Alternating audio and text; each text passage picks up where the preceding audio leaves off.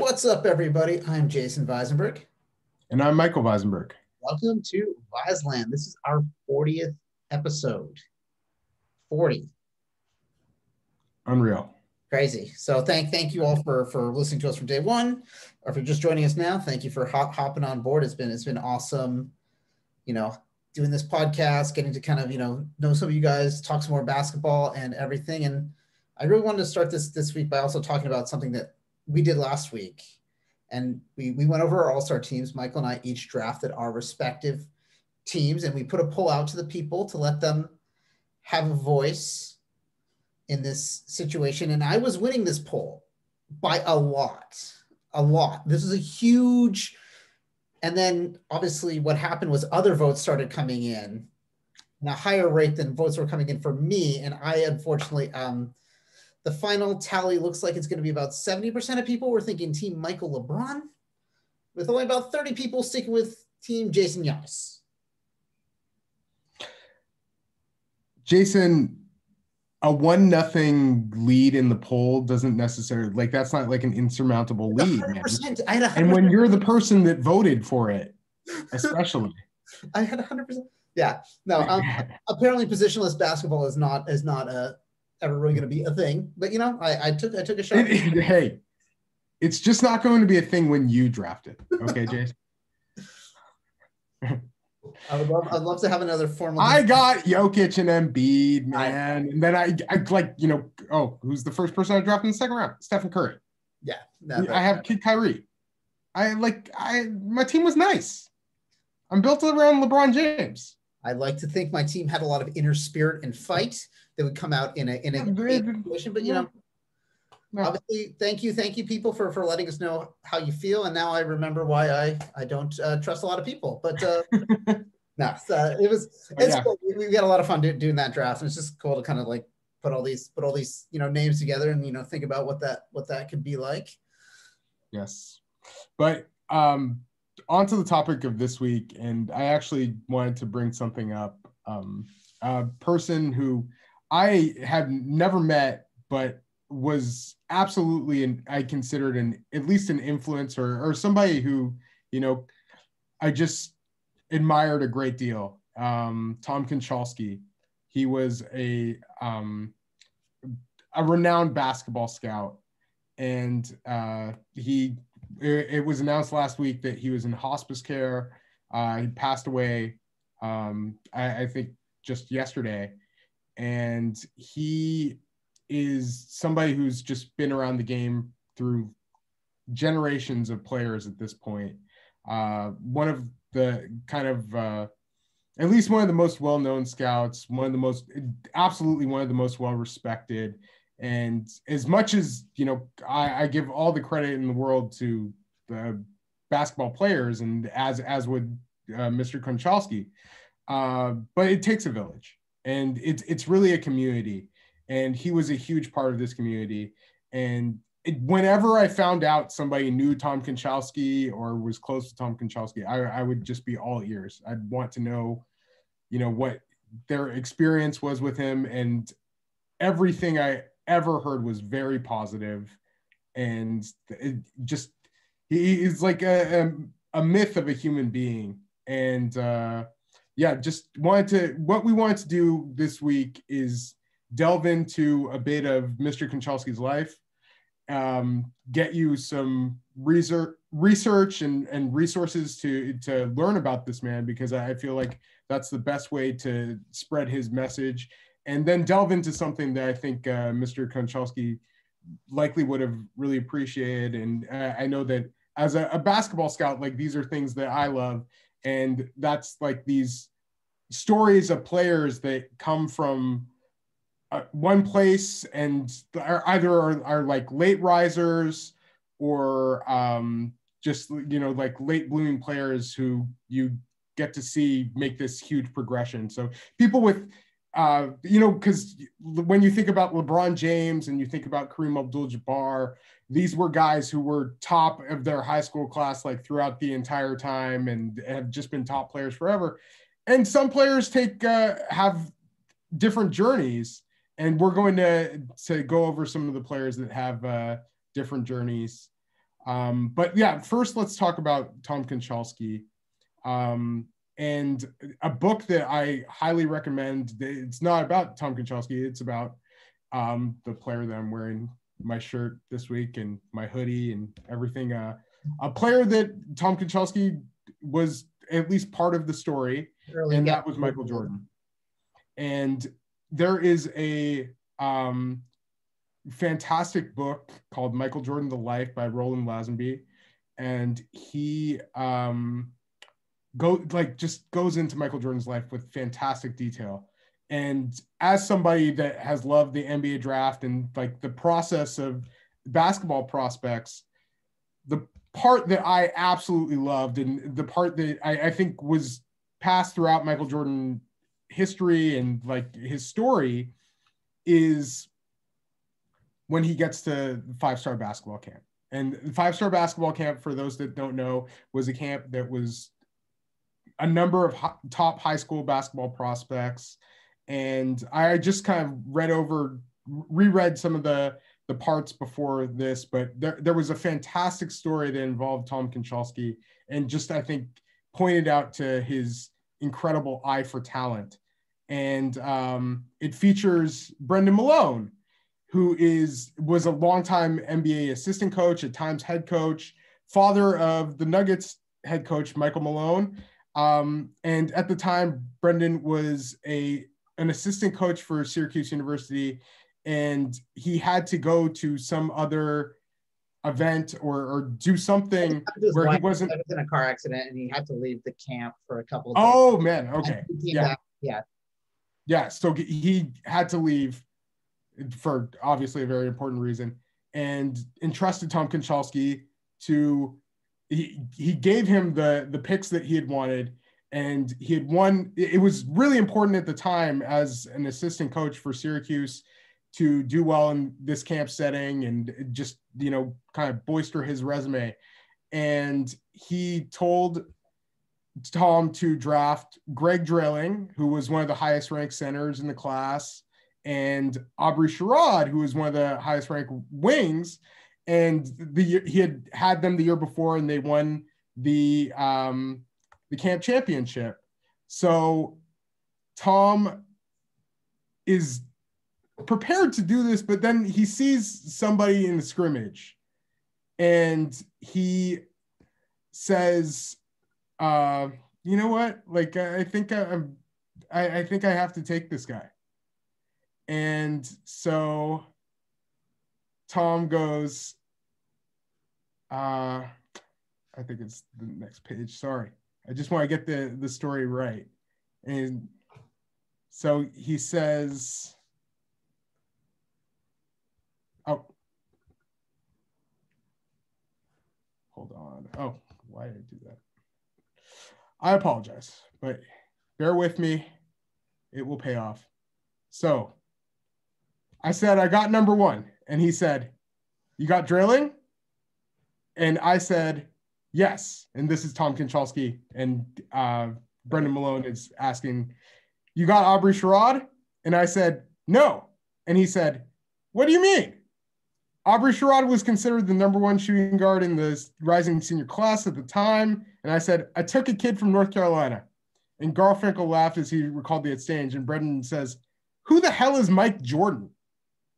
And I just went ballistic, was so pissed off because at the time, people didn't really know who Michael Jordan was. And I guess Roy Williams was one of the people that was responsible for even getting him into the camp. But it just seemed like as soon as Michael Jordan got there, he kind of jumped off the page.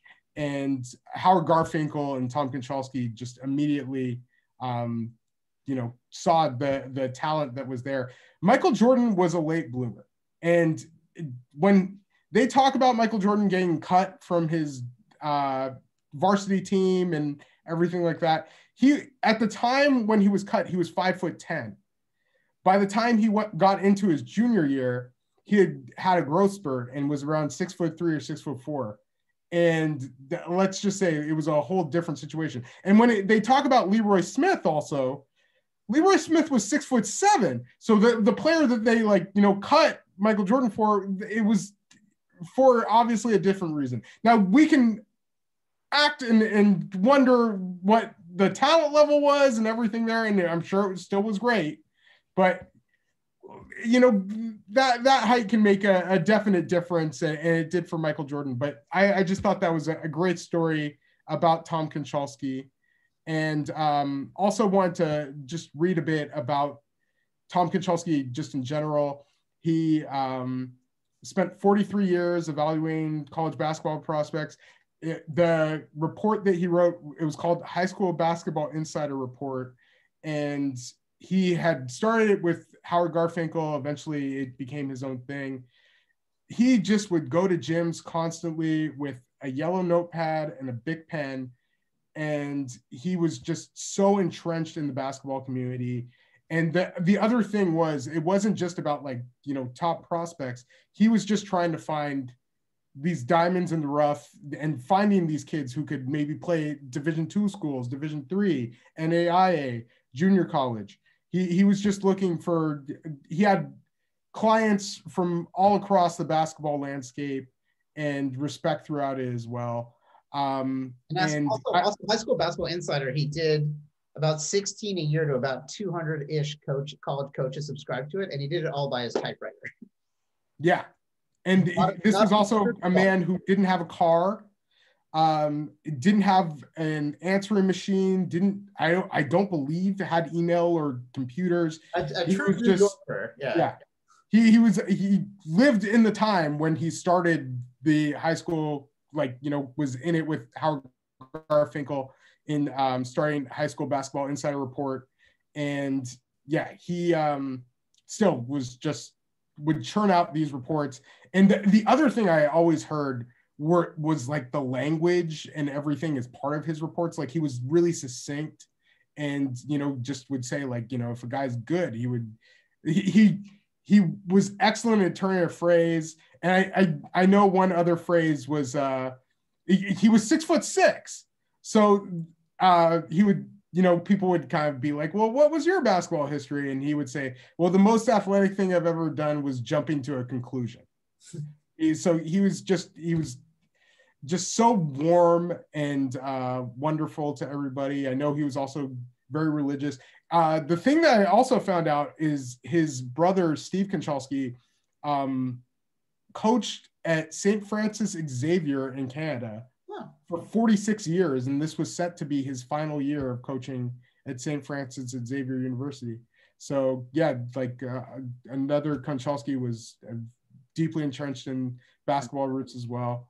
But yeah, I was so lucky to have friends that knew Tom Konchalski, and I just was touched by all of the outpouring of support. And we're going to have a lot of things linked. A person that I admire greatly in the basketball community who was close with Tom Konchalski was Andrew Slater. And I thought what Andrew wrote was just incredible, and was, yeah, just summed it up very well. There were some great articles about him.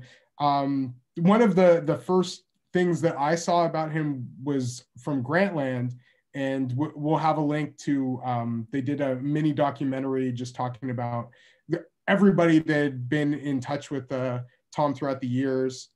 And I felt like my friend PD Webb put this really well.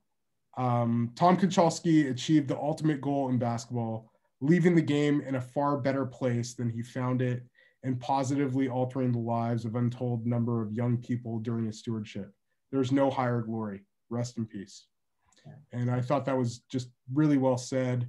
I will have tweets from Carl Berman, who shows episode of Charlie Rose that had Howard Garfinkel and Tom Konchalski that I thought was great. I watched that this morning. Seth Davis wrote a really heartfelt article. Christian Papula has a great picture with he and Tom. Dinos Dragonis had a tweet with a link to the New York Times piece on Tom Konchalski. And my friend Rob James, when he found out about what was happening, wrote something that I felt was really heartfelt as well. So we'll have links. and we just want to honor his memory. So yeah, I just read about Tom Konchalski, and the final thing is in terms with Tom Konchalski, it's amazing to me that he's not part of the Basketball Hall of Fame. And so I think that's for the 21. I think it was like he and I forget who else are nominated as contributors, but yeah, it's kind of a little wild because he's had 5-star. He's owned like 5-star camps since like early 80s is like when he kind of took it over. Yeah.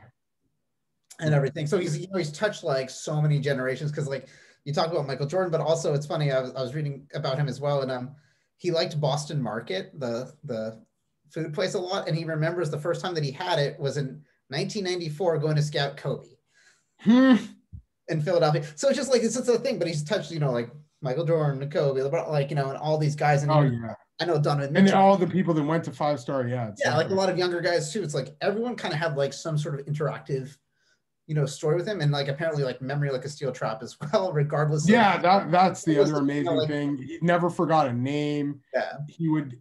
I just always heard like he would ask, "How are you?" and actually look you in the eyes and really care. And then if you told him your kids' names, he'd always remember them as well. Just a really kind-hearted human being, and just somebody that I think the basketball community will definitely miss. I thought Seth, I don't know if you read Seth Davis's piece, but yeah, I thought it was really well written, and honestly, like the past couple days with the news of Tom Konchalski have been something that have affected me even without knowing him, just knowing the type of presence that he was to the basketball community. But let's get into some of these players, and some players that I'm sure Tom Konchalski scouted over the years. I mentioned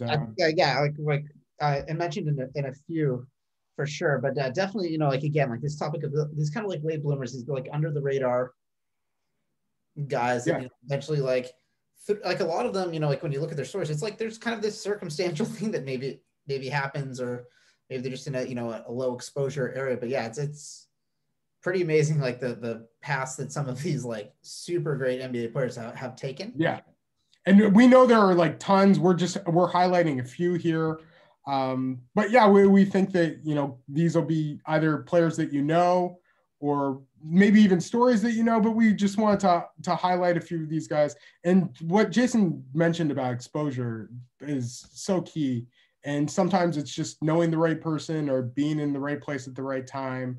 Like honestly, a story that we could go over in the 1984 draft is you have like Michael Jordan was a late bloomer, but Hakeem Olajuwon was like an incredible story of somebody who didn't even play high school basketball in the United States, and ends up being the top pick in that NBA draft, just based on his immense talent, athletic ability, and everything there.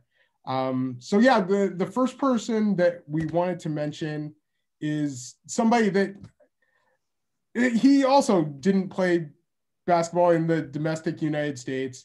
I guess he had ties to the U.S. and did eventually play for the U.S. Olympic team, and at a time had his eyes set on possibly being a U.S. Olympian in a different sport, and that's Tim Duncan. And the famous story with Tim Duncan is he was a great competitive swimmer, but then he was raised on the U.S. Virgin Islands, and his pool during a hurricane, like the one Olympic-sized pool they had on the island, was destroyed. And he did not like swimming in the ocean. He was afraid of sharks. Yeah. Was not with that. So he took up basketball, and the amazing thing with Timmy is, I think it was a gradual process. And it seems like he even had to convince, I guess at the time it was Dave Odom. And he had to convince Dave Odom that, he was even like Dave Odom didn't think he was paying attention, or they had kind of like an awkward beginning there. And it turned out that like Timmy just staring at him blankly was the way that he would pay attention. And he was an incredibly quick learner. And obviously it turned out that Dave Odom made the right deciin. And it's amazing to think of the big fundamental, as he was known, like, yeah. Because he was kind of a blank slate. Like, that's the thing. Like, he was pretty much like learning basketball and doing all these fundamental moves. And I think for us too, like when we started getting into college basketball, it was like that was Timmy's prime, right? Yeah. Like, I'll definitely get into that. But I just wanted to name the other universities, I guess, that were in the running, which are amazing to me. University of Hartford, University of Delaware, and Providence. Like, what? With Wake Forest. I know Vin Baker went to Hartford, I'm pretty sure. So they had an NBA All-Star in Providence that had Jimmy Walker, and Providence still, is a school that produces some NBA prospects every now and then. But yeah, just kind of amazing that he was like that under the radar.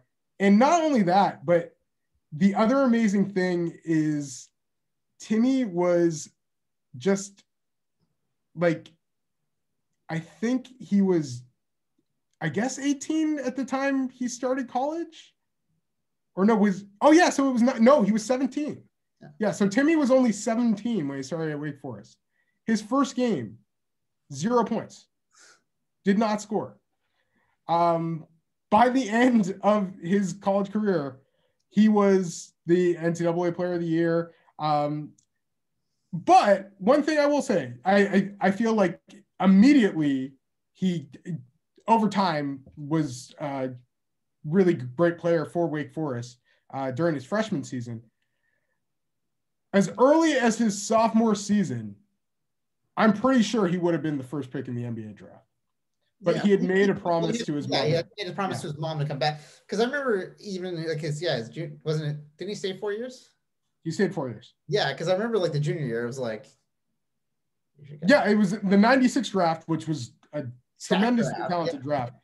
Timmy would have absolutely been the first pick in the draft. Like I don't see how the 76ers take Allen Iverson over Tim Duncan. I think in '95.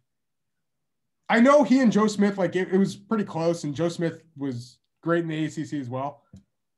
I'm guessing Timmy probably would have been the first pick in the '95 draft also.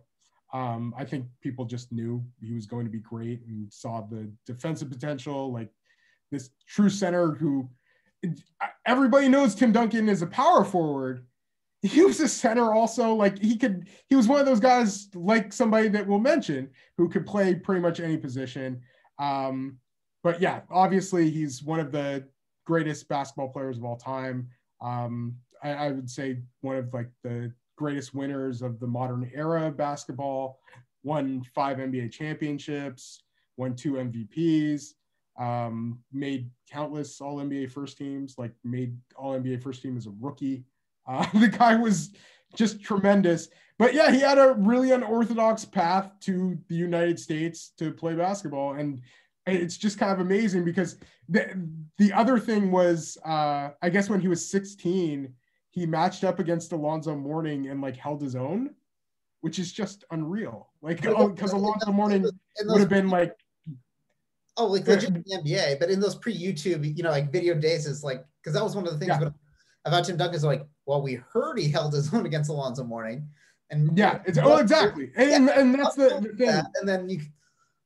Yeah, like the other thing I want to mention is like, I'm always just amazed by these times where like we couldn't see what was happening.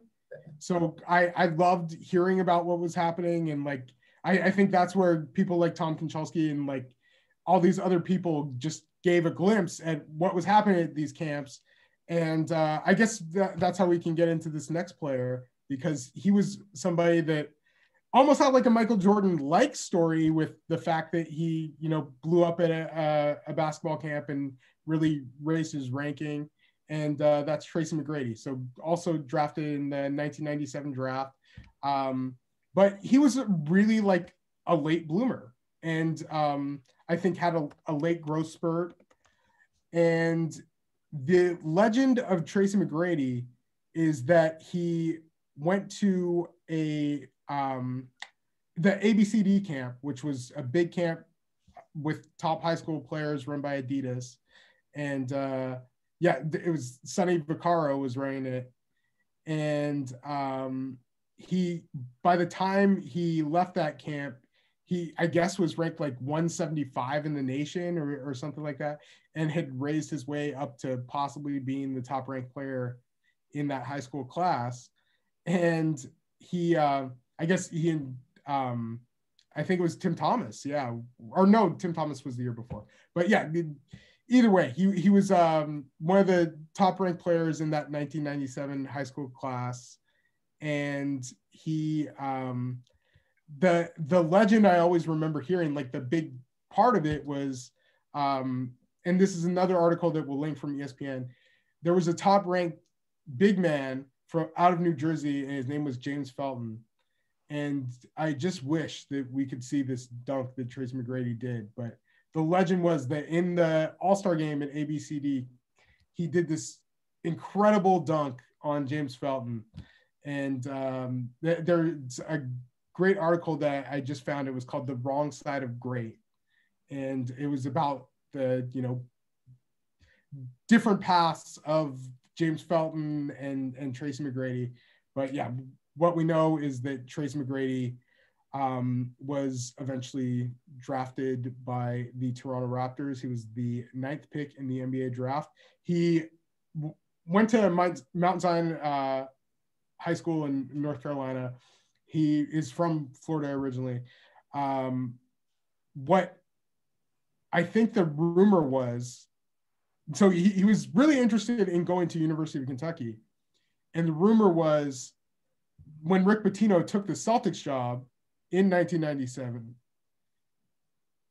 the thought was that he wanted Tracy. The Celtics had 2 picks. They had the 3rd pick and they had the 6th pick. Yeah. And the thought was that he was going to take Tracy McGrady with one of those picks.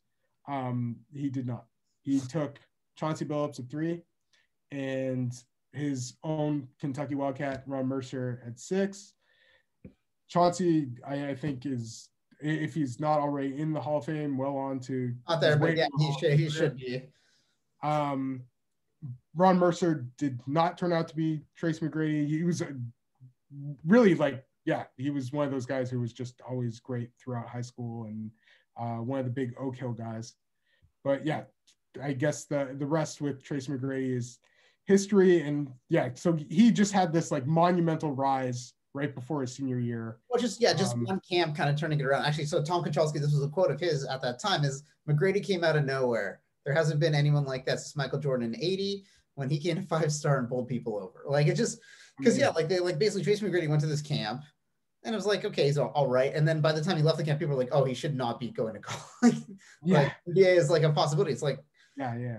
Where did that come from? Because it was after Garnett, it was after Kobe, it was after Jermaine O'Neal. Yeah, and then he comes out. He did sign an Adidas, deal. He didn't really get to take off. Adidas was like where a lot of the high school players would sign. That's where Sonny was really in. Yeah, at those camps, Well, that's why he was trying to find those dudes, and I think I remember I think it was the T-Mac 2 was a super solid shoe, and I remember the commercials when he was on Orlando, Tracy was awesome, and it was cool, again, because we were in Toronto at the time. It's like, yeah, of course, as a rook, back in the day, the high school kids, the rookies didn't play that much, and then kind of get a little more and a little bit more, and then by the time he left the Raptors, it was like, damn, it was too late. He was, off to Orlando, next year's leading. That last year in Toronto, he was looking really good.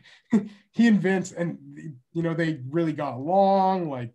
It was the whole Jordan and Pippen thing with them. And Tracy had always said he liked Scottie Pippen more. And the amount of talent that Tracy McGrady had as, somebody who could handle the ball, great athlete, create his own shot, create for others. He was a tremendous basketball talent. And he's now he's an agent. He and Jermaine O'Neal started their own agency this last year. So as they should. You will not see the end of Tracy McGrady on the scene. Yeah, just one of the more versatile players of I guess, NBA history. Yeah. He tremendous talent and was one of the best basketball players in the NBA for a really good length of time. Let's move on to a player who it was like also, I don't think he was ranked in the RSCI. Like he was just somebody from Chicago. And I think that like the first time I remember hearing about him was reading a high school or a college basketball preview magazine. And they were talking about Marquette. And I remember they were like saying like, yeah, like this guy, he was a Prop 48, which meant that he was academically ineligible and had to sit out. Yeah. So yeah, I guess, needed a year. I think it even counted like as a year, like burned, like that kind of thing. Like, yeah, Prop 48 was just that kind of ridiculous. And I remember them talking about Dwyane Wade and saying like, this is a guy who they compare to Michael Jordan and being like, what? Like this guy who like, I've never heard of, who like just sat out. And lo and behold, becomes one of the best shooting guards of all time. And just a tremendous player. And immediately, as soon as he's eligible, he leads Marquette in scoring. And that last year, that Marquette, he takes off, and they like that's like, because for me, like that's when I really became aware of him, because I was like, who the heck is this guy? And then it was like, oh, this guy's really good. And then he gets drafted, and I'm like, still not, sure. And then like later that, like in his rookie year, I'm like, okay, never mind. He's so in 2003. Let me break this down. Kentucky, I think, above any other school, was considered the favorite to win the NCAA championship that year. Like they had a great year. And Dwyane Wade in the Elite Eight annihilates them. Like he just killed them. He had 29 points, 11 assists, 11 rebounds, 4 blocks, and a steal. Shot 9 of 14 from the field, including 2 of 2 from 3, 5 of 6 from the 3-point line. Yeah. I think more important is even than that, like Keith Bogans, who I think was Kentucky's main scorer at the time, held to 15 points, 4 of 11 shooting. Keith Bogans was like a top-ranked high school player also, and like, yeah, he was the opposite of Dwyane Wade, who I don't think was I don't know. Dwyane Wade didn't play in like the Chicago like city league, so he played kind of like a different school league, so like that kind of affected some of it. And he also did like AAU with like Darius Miles, so like that was like the guy that people were going to see, and Dwyane Wade was kind of like, and I think there's a couple other guys on that team too, but I know Darius was like the most standout name of it. And then also his academic issues is kind of what really hurt his recruiting, because basically it looked like, for him, obviously he did have to sit out regardless, but it was like Marquette, Illinois State, and DePaul were like his 3 schools. And like Marquette and DePaul at a point, like they've had teams in progress, but like you look at a guy like that, you think like blue blood all the way. But just definitely like this interesting factor of like less exposure plus an academic scenario, kind of flies him under the radar. Yeah. And I don't know if it was like a late growth spurt also with Dwyane Wade too. But yeah, he drafted 5th by Miami. Wasn't considered a lock to be drafted 5th. Like the top 4 in that draft was pretty set. And I remember 5th in Miami there was some questions like, if they take like TJ Ford, if they take Kirk Heinrich, and they take Dwyane Wade, who is a little older than everybody else, and it turns out is the second best player from that draft after LeBron James. Played exceptionally well with LeBron James. You could even say in their first NBA Finals, he was the better player in that Dallas series. And one of the great players in NBA history as well. So yeah, you have these three guys coming out, definitely taking unconventional routes. Yeah. And so Dwyane Wade was somebody that just, it's an amazing story. And if anybody has a chance to watch him in that Elite Eight game against Kentucky, they do eventually lose in the Final Four to Kansas, who eventually lost to champion Syracuse. But yeah, it was just, man, like that was my first year in college. And that was a great Final Four. And also the tremendous NBA draft, especially at the top. Let's move on to a player who I'll also say, like, I guess I just didn't really know tons about him, but I just feel like he had kind of an unconventional path. And it is Paul Millsap. And he's from Monroe, Louisiana. He attended Grambling High School. And their team was called the Kittens. Fierce animal. Those claws.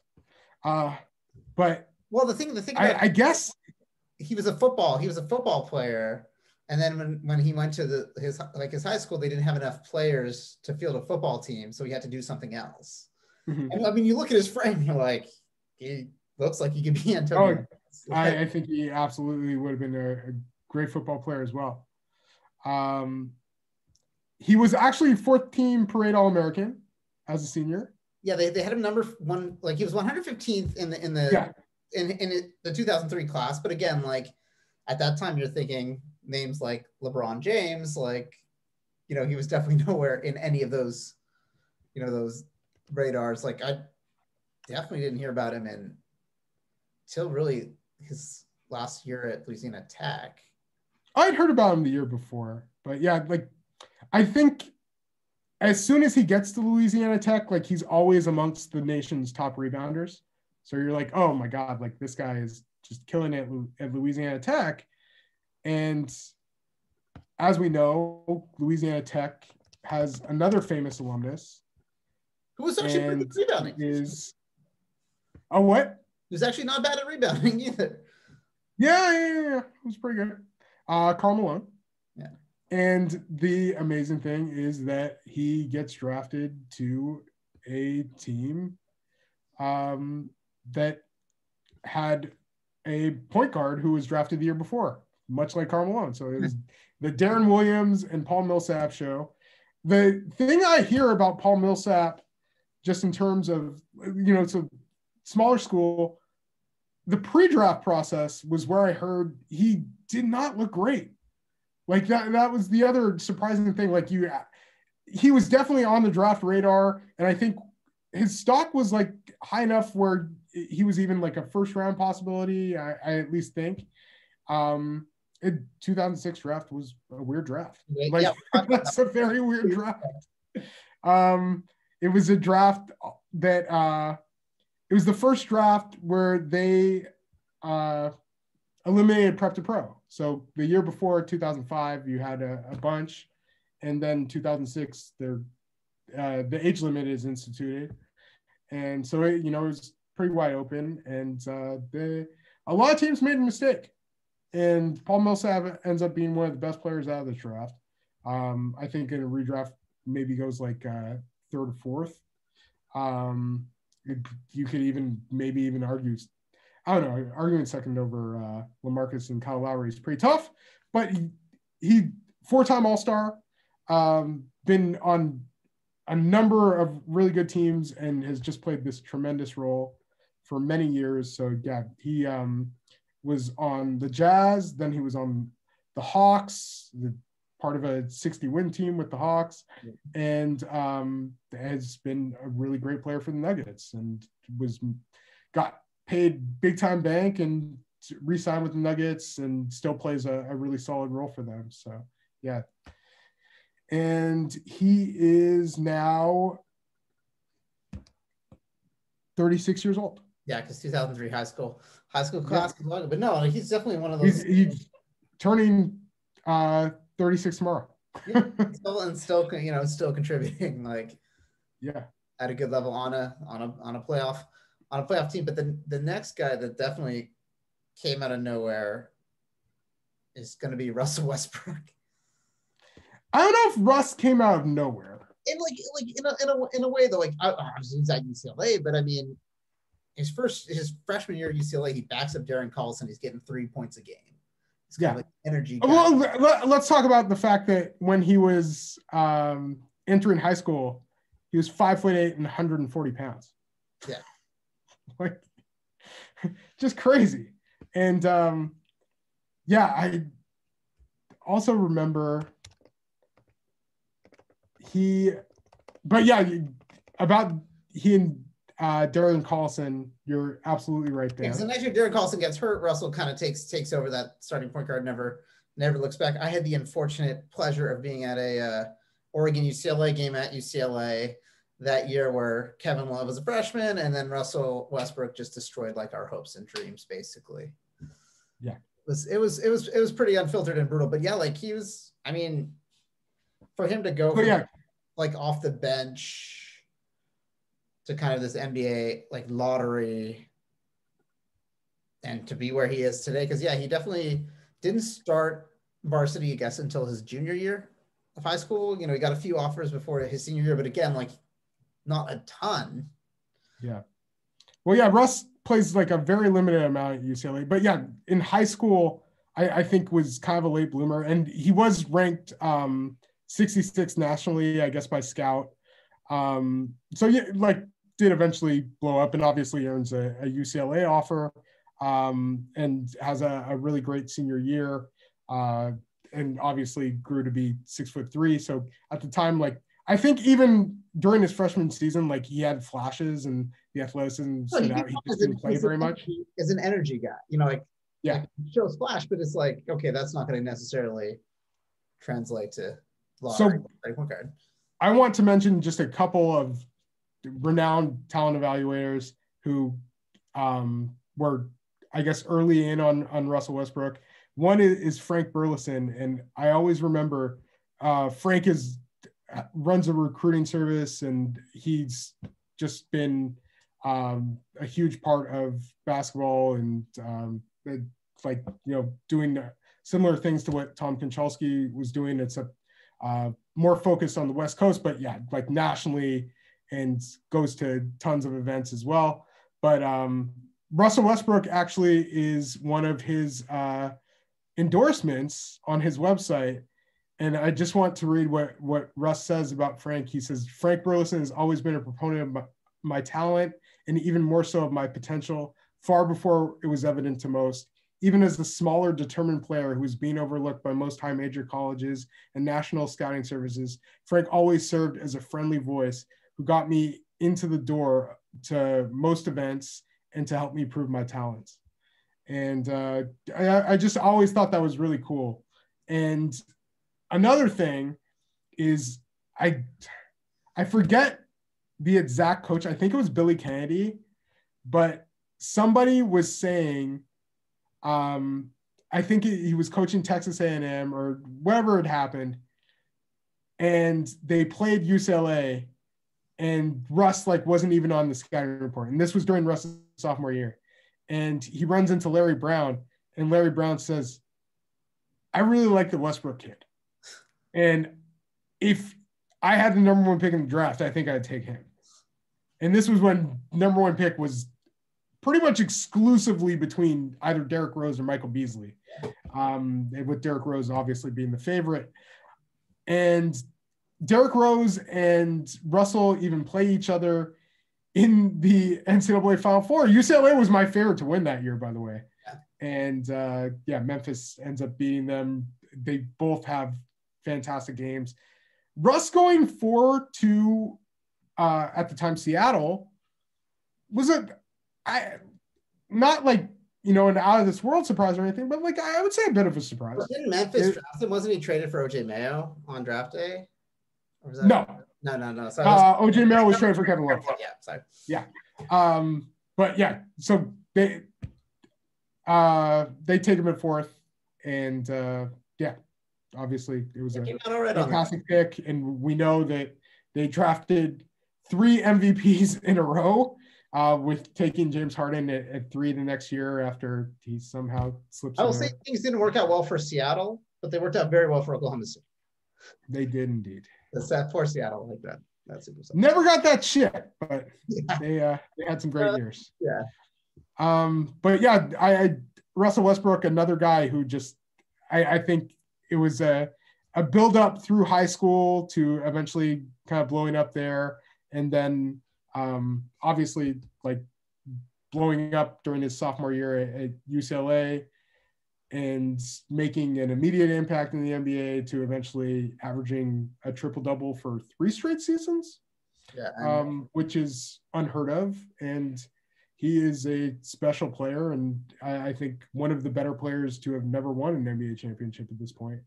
But yeah, Russell Westbrook has had a fantastic career, and just thought it was a really cool story.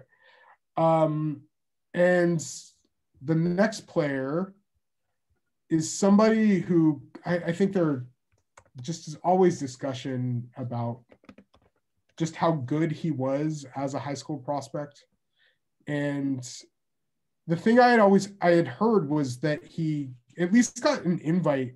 And yes, like sometimes this happens where there have been a lot of players' sons who get invites to the NBA PA Top 100 camp, which is in Charlottesville, Virginia. And Stephen Curry was one of them.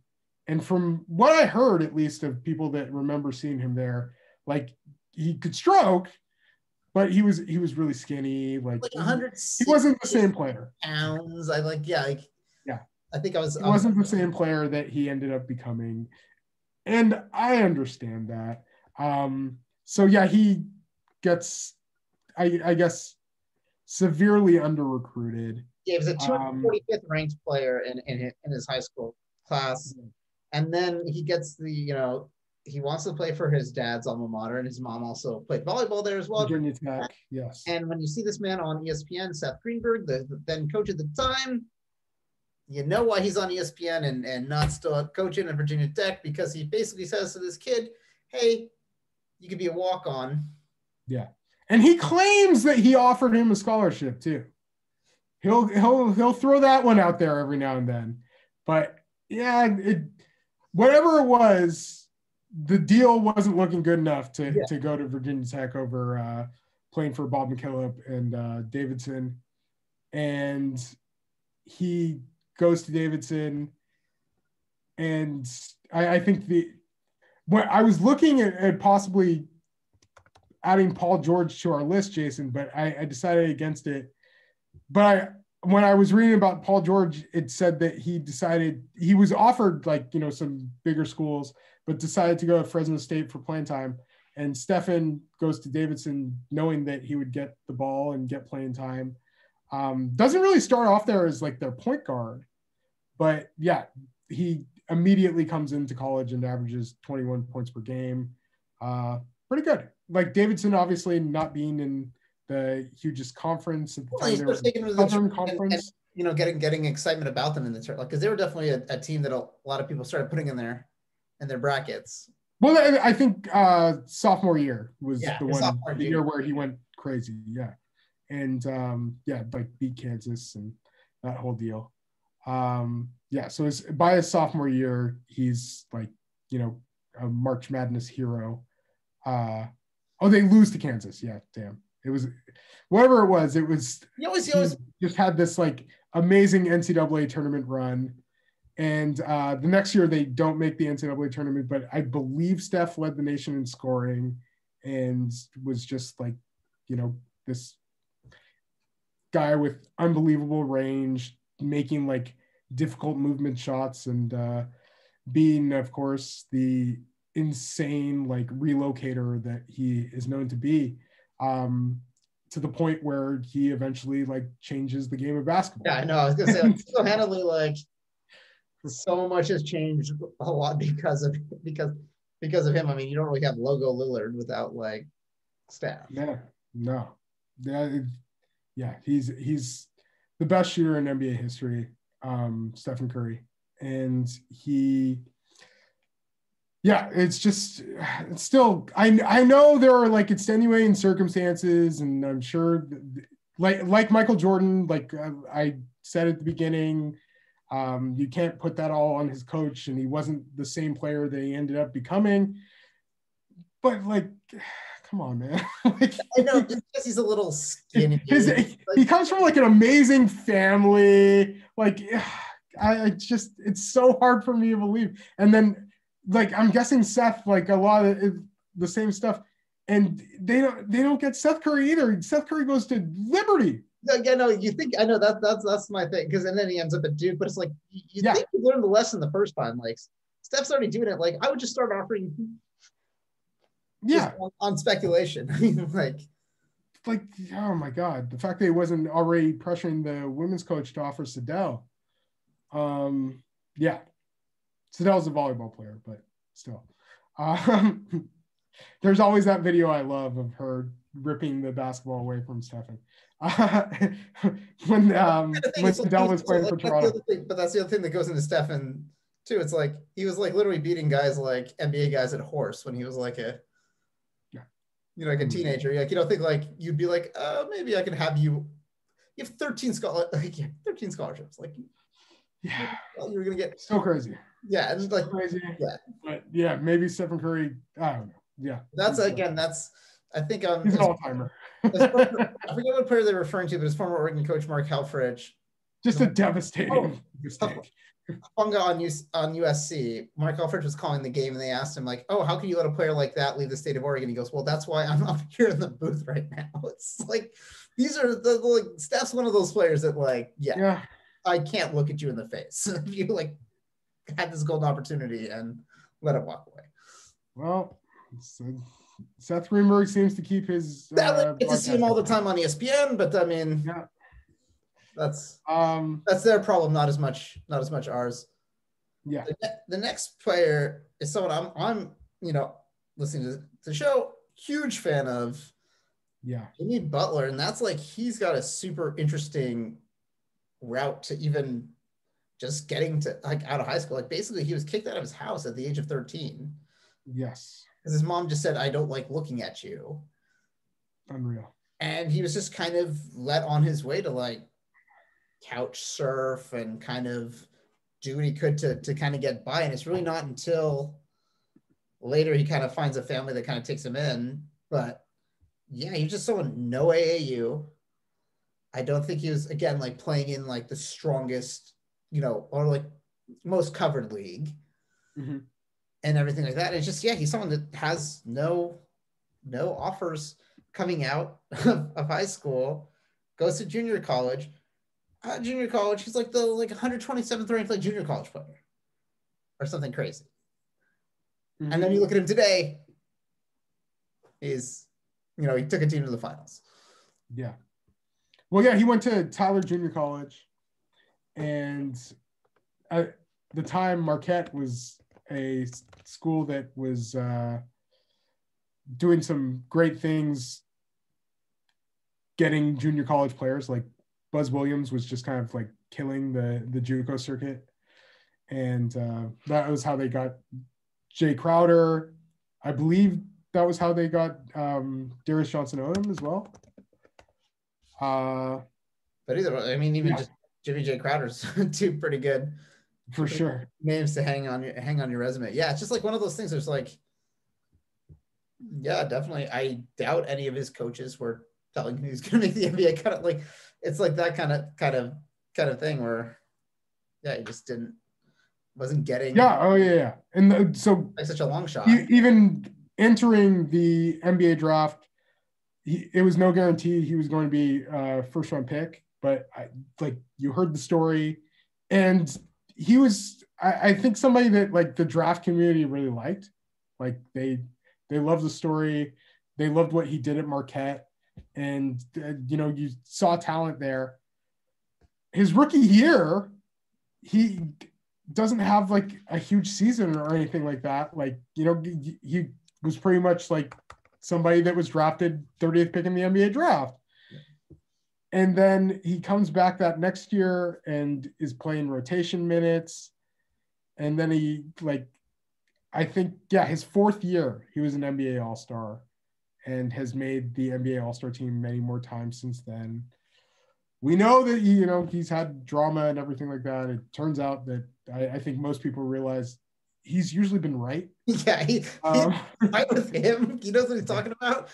And he wants he's somebody who has a very high expectation of people, and it's hard to blame him for that, with everything that he's been through and with how hard he's had to work. And then last year you look at him too, like you look at him today versus his rookie year too, like how much he's again, like developed and put onto his body to get to this size. He was pretty like how much he's developed his game. Yeah, like skinnier three, two. People straight up felt like Jimmy like couldn't shoot at all and everything like that. And yes, he's shot fewer threes, but he's so good. He's such a great player. And again, for him, it's like just no AAU whatsoever. It's like, yeah, a lot of the other guys, like they played on some teams, like even like Dwyane Wade did, but he had like other guys like Darius Miles was the headliner at the time, which seems crazy by today's standards. Stephen mentioned the two in a sentence, but yeah, just no AAU. Was a big deal. No, it was a super big deal at the time, but now it's like, yeah, it's Dwyane Wade, versus like Darius Miles is like, hey, Devontae Shuler was I think the big guy on the South Carolina AAU team that had Zion Williamson and John Morant, and Devontae's still at Ole Miss, and those two guys are in their second year in the NBA and were the first and second pick.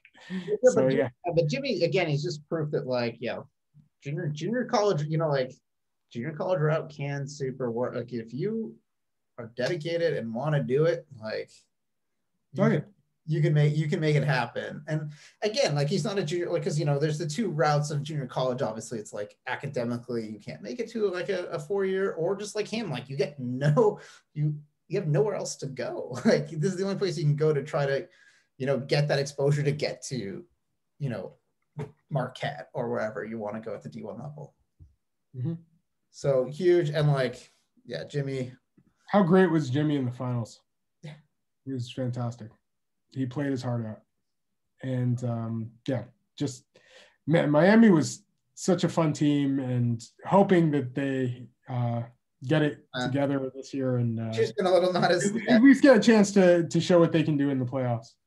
Because it was fun that they ran it back, and I guess I guess with Goran Dragic, and I don't know, I don't think Jimmy is Jimmy I think was just more unfortunate circumstances with him having COVID, and I still think he's like a top 15-20 player in the NBA easily. And at this time, we still a lot of basketball left to be played, so Miami has a chance to turn around. Oh, absolutely. Hopefully we're looking at 72 games. So yeah, not even at the halfway point yet.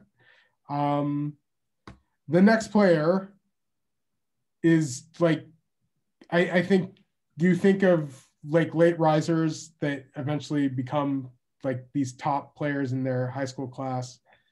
And we mentioned Michael Jordan. We mentioned Tracy McGrady. This is another guy who, like, just before his senior year, there wasn't very much noise at all about him. As a matter of fact, when he was 6'3", he was, I think, looking at playing for Cleveland State, or had already committed to them. At the age of 15.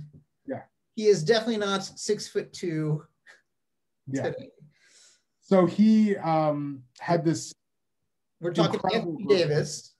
Yeah. Those who don't know, the Brow himself, because he basically shot up from 6'2" to where he's at today, 6'10", and was able to keep these skills that he had as a guard, and kind of migrate those up. Versus like a lot of people talk about him and they're like, well, if he was always this big, he probably would have just been groomed as a post player only, or he kind of gets the benefit of like he had some kind of guard skill, because obviously he was getting some offers at his old height, but obviously at a much different level. There's obviously a bit of an upgrade between leading Kentucky and Cleveland State.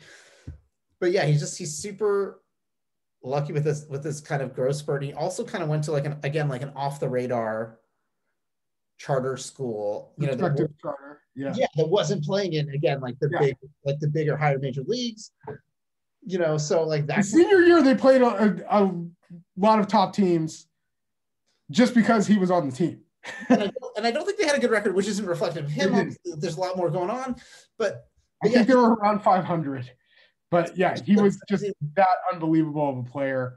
And the summer before his senior year, he went to a number of events and really stood out there, and started off where like he was slowly rising up the rankings. And by the end of the summer, I think many people believed that he was the best player in that high school class. And it was one of those things where I was kind of at the point in my life where I was like, I want to see it to believe it.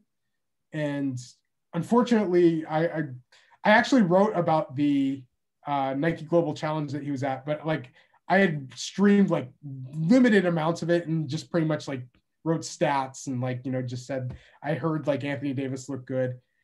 When I finally had the chance to see Anthony Davis at the Nike Hoop Summit, I was like blown away because he just moved so effortlessly for a guy that size. Well, just, like that, and just like skinny, but he was really aggressive. And just like such a high skill level. Like that, just a high skill level for Anthony Davis, like always. And just like, just the fluidity, the ball skills. Yeah, absolutely. Like he was the standout of the game. And yeah, I know Bismack Biyombo had a triple-double in that game. He didn't mean anything to me because Anthony Davis looked much better as a long-term prospect. And not surprisingly, he gets to Kentucky. He was in that game with Marcus Teague and Michael Kidd-Gilchrist, who was a huge spark plug. And he and Anthony Davis, of course, Anthony Davis being the first pick in the 2012 draft, Michael Kidd-Gilchrist being the second pick, Marcus Teague being a first-round pick, I believe. And they win the NCAA championship. Anthony Davis in the NCAA finals goes 1 for 10 from the field and still wins the most outstanding player because he was, I think, had like 16 rebounds, like 6 assists and 6 blocks, like something defensively dominant. Like, yeah. Well, just dominant in all these facets of the game. Like he was a guy who could dominate games without having to score. And then he became really, really good at scoring, and doesn't win Rookie of the Year, but he is, contributes at least immediately in the NBA and just gets better and better as time goes on. I believe like by his third year, he was an all-star. But yeah, just want to make sure about that. But yeah, he's just been this tremendous player and an analytics star. Oh, he was an all-star by his second year. Oh, yeah. So by his second year, he was already leading the NBA in block shots per game and averaging 20 and 10. He's been just tremendous for years and years. Wants to leave New Orleans and ends up getting traded to his clutch family of the Los Angeles Lakers and being he and LeBron, and the rest is history there. And they're going for, at least they're in the process of trying to win their second NBA championship, with Anthony Davis being among the favorites for Defensive Player of the Year, which would be his first. But yeah, just an incredibly unique talent as far as both ends of the floor. He's so damn good, and his story is amazing. Like that growth spurt. The growth spurt without the awkwardness is the amazing. Like, that's why. Like, so rare. You guys that have gone on the growth spurt, like every well, that's the thing. Like that someone who was saying about Anthony Davis that I was reading too. It's like it's that funny thing of like go to any high school and take like the tallest player who's maybe 6'2" or 6'3", or some guy in your team who's like, if I was just a foot taller, man, I'd be like the greatest player. I'd be this, I'd be that. It's like Anthony Davis actually did that. Yeah. He was the lucky person that got to live that fantasy. Like everyone else is like, yeah, if I was only 6'10" or 6'7", like I'd be this. It's like you got to live, like you definitely got that genie situation. And not only like did he get that, like he is one of the best players of that height ever. Like, yeah, they're just there are maybe like just a handful of players that size who are in his league, and so it's crazy. But yeah, it's like most people who are 6'10" would not be as good as Anthony Davis. And it's like a Disney comedy movie of like some kid that wants to be good at basketball that all of a sudden gets on this like gross becomes good. Like that's the life that Anthony Davis gets to lead, because so many of us, unfortunately, height was a bit of a blocker, you might say, limiting factor in some ways. So big ups to the brow. Yeah. Another player from that same draft who had, I would say, an unconventional path and was, I think, severely under-recruited, turned out to be Damian Lillard. And again, we're huge fans of Dame over here. Of course, he's turned into one of the better players in the NBA. And he was in the starting lineup as a freshman at 5'5". Started his, I probably, when I was a freshman, I think I was like 5'1". Yeah, I think my senior year, I got up. I think if I stood up, I got to the 5'5". Yeah. Oh yeah, it's your height. So yeah, Dame started his freshman year as Jason Visenberg. Basically, with a better shooting. Yeah. And ended it as Damian Lillard. Obviously, I'm guessing not like the same level of player, but yeah, we all know his incredible work ethic. Well, for him too, he also transferred high schools twice. So like his freshman, the coach wasn't coming back, so he's like, okay, I'm going to go. He goes to the same private school Jason Kidd went to. Mm-hmm. Doesn't quite get what he wants there too, so then transfers again. So he had a little bouncing around factor. Yeah. But then also he just, and I think he plays like this too. Yeah, just not getting the respect. He talks about, I read an interview with him and he talks about playing in this AAU tournament, and he was like very confident in the way he played, and Roy Williams was there, Lorenzo Romar, and like all these big coaches. And he's like, yeah, I expected to get back to the hotel and like my phone would be blowing up. And he's like, and crickets. Yeah. And I think a lot of those kind of things shaped him into what he's become today. Yeah.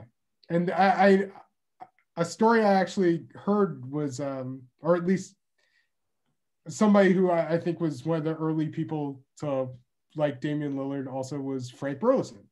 And Frank said that he was one of like Dame's, I think, like first 500 Twitter followers. They used to like talk about movies with each other and just saw Dame at a tournament or something like that and really liked his game. But yeah, goes to Weber State. And he was 14th nationally as a recruit. Mm-hmm. And that's the crazy thing. So like, the later we get with some of these players, it's like the more we have from these like scouting services, like online, they're doing these rankings, these composites and kind of things like that. So it's always just crazy to see. It's like all these schools that let Damian Lillard. But again, he's a little skinnier when he starts at Weber State. But then by the time he's a senior, like, again, for me, he didn't get on my radar until before the draft. And that was really my loss. Not. Well, I think he was, by the time he was in his last few years at Weber State, I think even as a sophomore, he just, as we talked about before, like his shooting profile was insane, and it's much like it is now.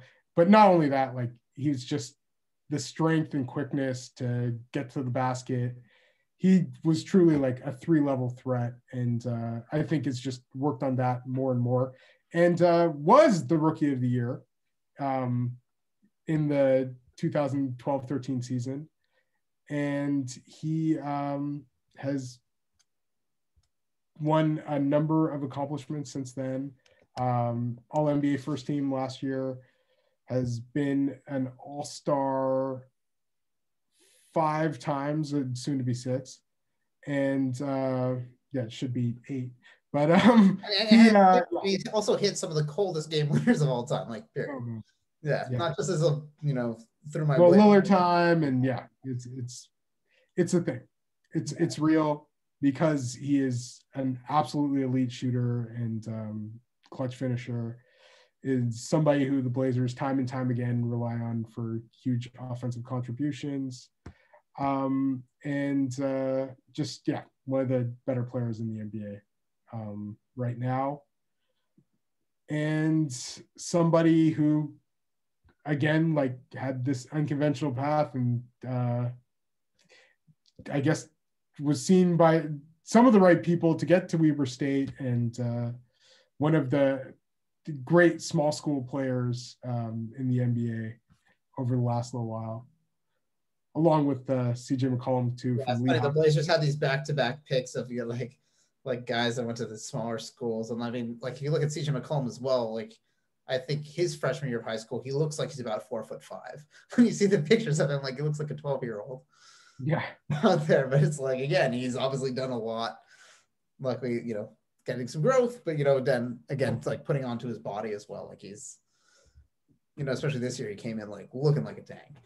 Yeah, people were calling him thick, which is just not something that I think you ever would have thought if you looked at some of those high school. Looked at his its high school photo because again, it looks like it looks like a very young child going up against like relatively grown people in high school, but yeah, no, Dave and CJ were two definitely like, if you were ranking, that's a good idea of like small school guys. Like they're definitely two of the tops. And the last player that we wanted to mention was somebody who ended his high school career being, near the top of his high school class, obviously, but he took an interesting path to get there. And I wanted to mention Markelle Fultz because to me, Markelle Fultz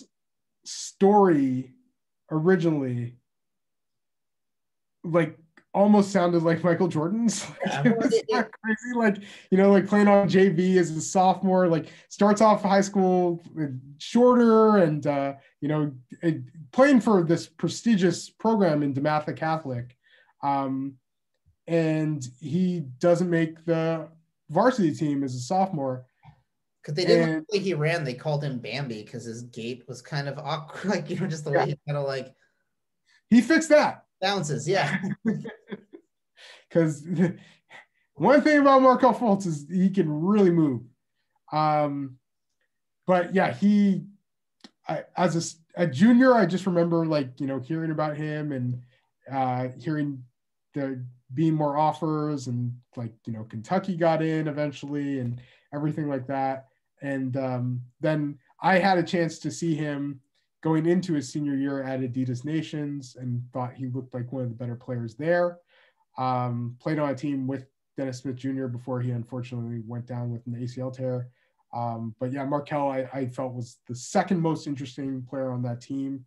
And then the Nike Hoop Summit comes around and he leaves that week as I think I at least remember the ESPN Draft Express, whatever they were at the time, guys had him as, or I think they were ESPN, had him as the number 3 player.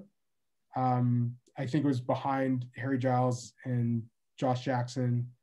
I believe Jason Tatum was 4. And yeah, Markelle was looking really great. The other chance I had to see Markelle Fultz was, so knowing that he indeed looked like a potential one and done, like lottery pick level player, was at Les Schwab Invitational, where he was the MVP of that tournament. They lost in the finals to a stacked Oak Hill team that was just full of. Yeah, that's generally Oak Hill is generally pretty. Had played a game against Garfield.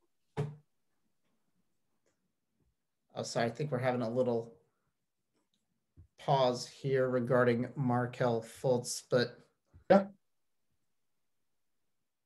Can you hear all right, Michael? Looks like we are experiencing a little.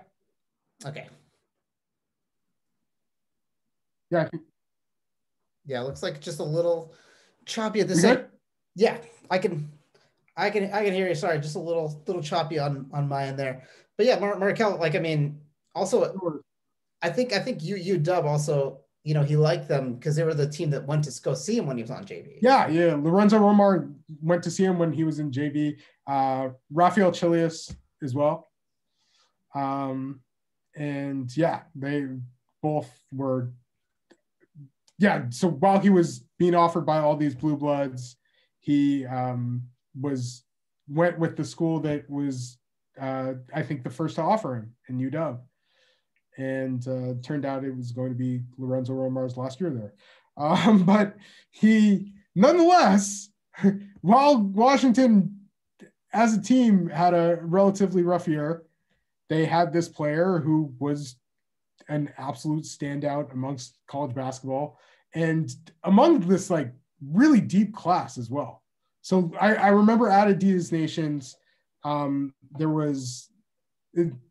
were a few players from that high school class that played, I think it was U19s at the time.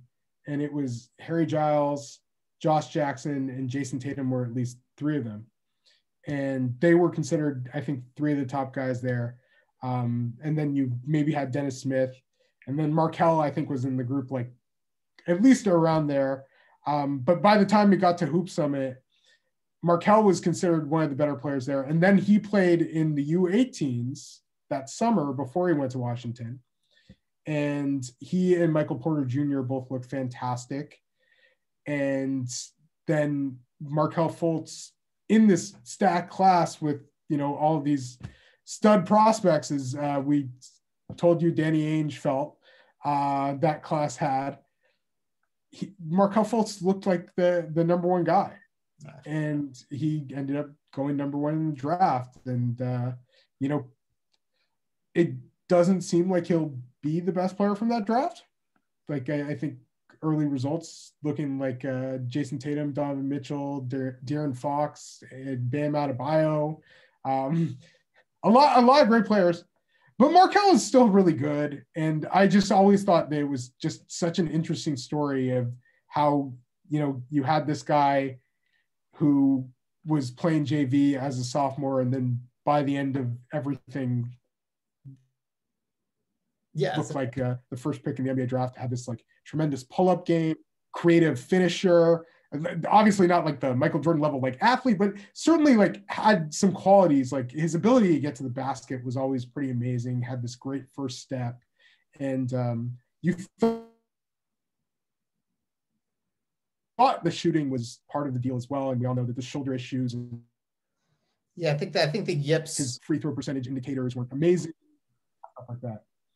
Yeah. But yeah, that, still the story's still not over.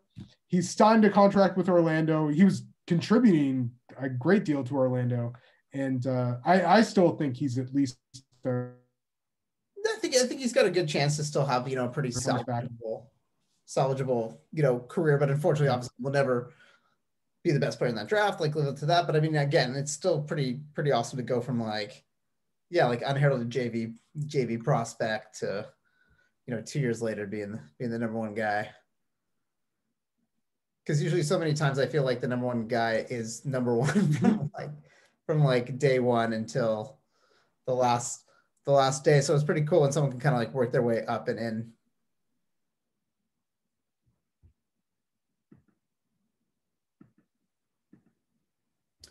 Sorry, it looks like we're having a little. Hey, just as the last thing I wanted to do. Sorry, give it 1 second. Oh, do we? Jason? It looks like we're having a little Zoom fun times, but we'll just bear with us for 1 second. Mike, can you hear all right? Yeah, I can hear you now. Okay, perfect. Go for it. All right. So, USA Basketball used to give out measurements that would just be fantastic to have and give you an idea of because obviously, like, you know, if a player isn't a certain height that you would like, they can make for it in other ways, like in terms of length and everything like that. And it's also just really interesting to see how players grow throughout the years. And that just led me to one guy who I think grew, like, because we were talking about all these late bloomers, and he was always somebody that was on the radar of one of the top players in his class, but like grew a tremendous amount throughout high school. And I'm lucky enough to have some of these measurements. And he starts off as being 6'3¼ and 177 pounds with a 6'8" wingspan and 8'5" standing reach. This is October 2014. May 2015, he's 6'5", only 180 pounds, 6'10" wingspan, 8'7" standing reach. In June 2016, 6'7", 199 pounds. So that's like a year later, 7-foot wingspan, 8'8.5" standing reach. And then October 2017, he's 6'7" with shoes, 211 pounds, 7'1" wingspan, 8'9" standing reach. And that is Cameron Reddish. And it always amazes me that, like,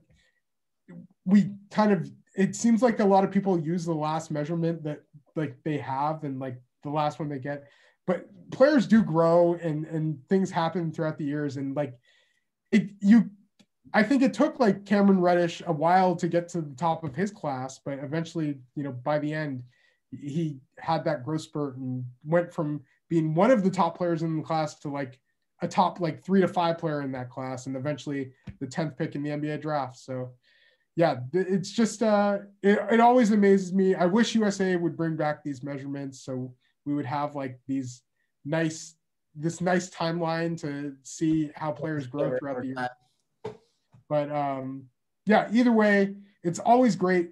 I think one of the most fun things as a scout is coming across these players and seeing these late bloomers and seeing things change over time.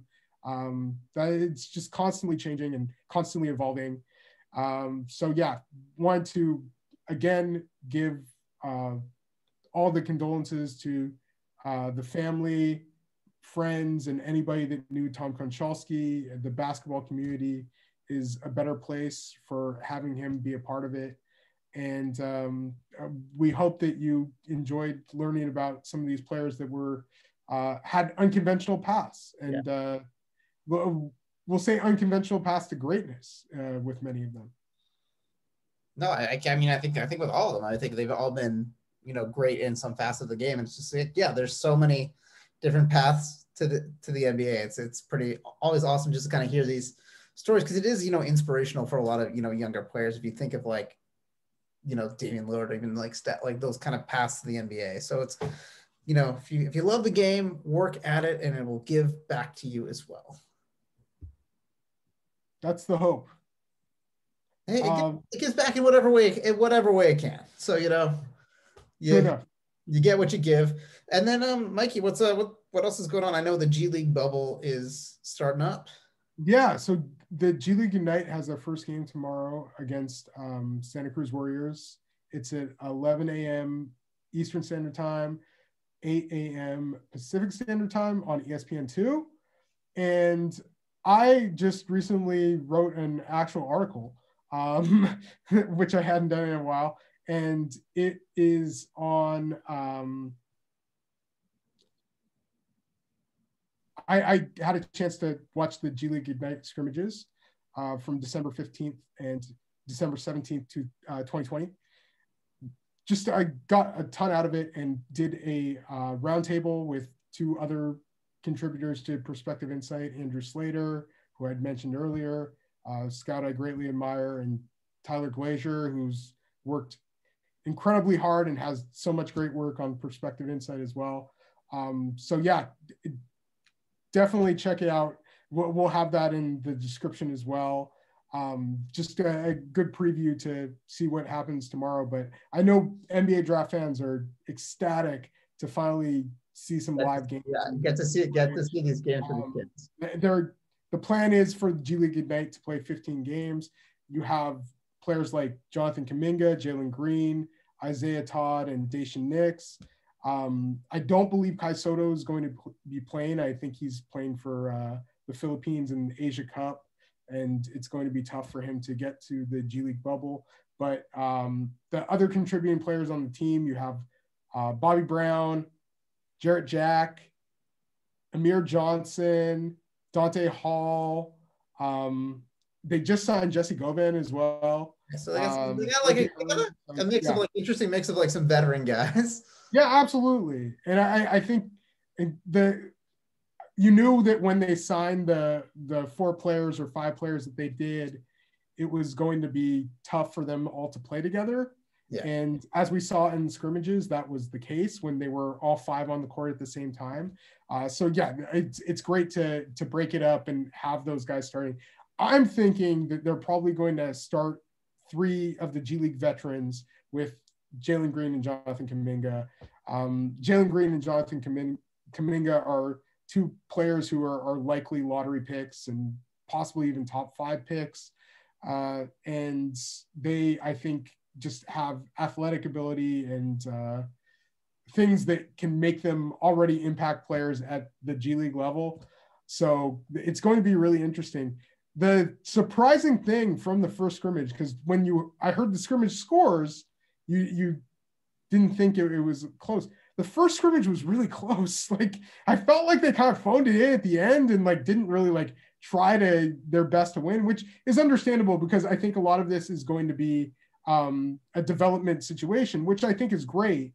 But yeah, I thought they really had a chance to win that first scrimmage, or at least put up a better fight at the end.